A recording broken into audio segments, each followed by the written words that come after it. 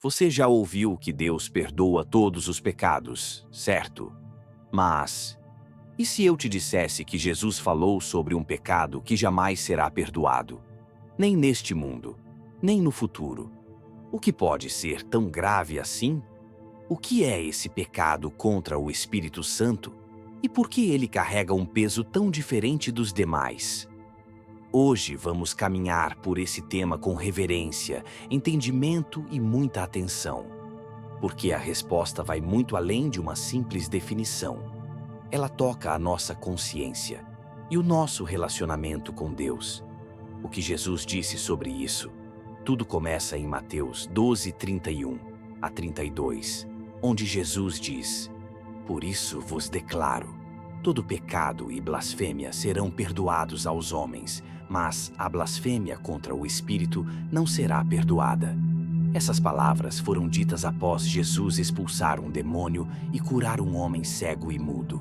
As multidões ficaram maravilhadas, mas os fariseus, os líderes religiosos da época, reagiram de forma chocante. Ele expulsa os demônios pelo poder de Beelzebu, o príncipe dos demônios. Ou seja, eles atribuíram a ação do Espírito Santo a Satanás. Mesmo diante de um milagre claro, mesmo vendo a luz, eles escolheram dizer que era trevas. Esse foi o estopim para que Jesus pronunciasse a advertência mais séria de seu ministério. O que é o pecado contra o Espírito Santo? O pecado contra o Espírito Santo não é um pecado acidental. Não é uma dúvida momentânea. Não é algo que você faz sem querer.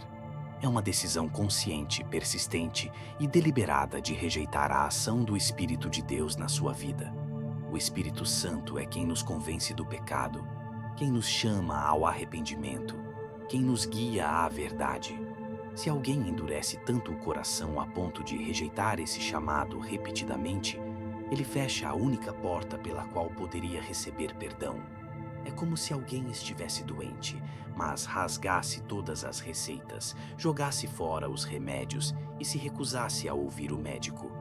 Não é que Deus se recuse a perdoar, é que a pessoa não quer mais ser perdoada.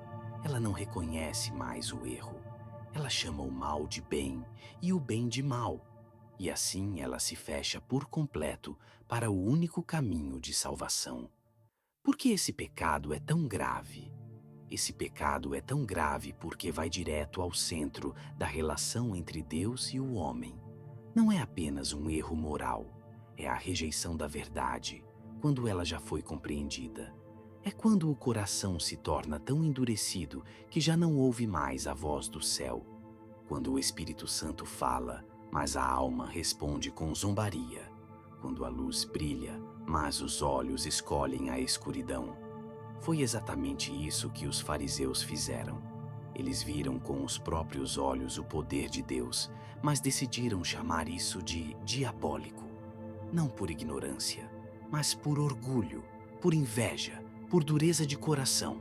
E se eu tiver cometido esse pecado? Essa é uma pergunta comum e muito importante. Se você está preocupado com isso, se existe em você temor, arrependimento ou desejo de estar certo com Deus, é porque você ainda ouve o Espírito Santo. Quem cometeu esse pecado não se importa mais, não sente mais, já desligou completamente a consciência. A sua preocupação é, na verdade, um sinal de que o Espírito ainda está agindo. Então, não caia no engano de pensar que Deus te rejeitou. Se você ouve, sente e deseja voltar, volte. Ainda é tempo, ainda há graça, ainda há perdão. O pecado contra o Espírito Santo não é cometido num instante. É o resultado de anos de rejeição consciente, de um coração que escolheu se afastar, mesmo conhecendo a verdade.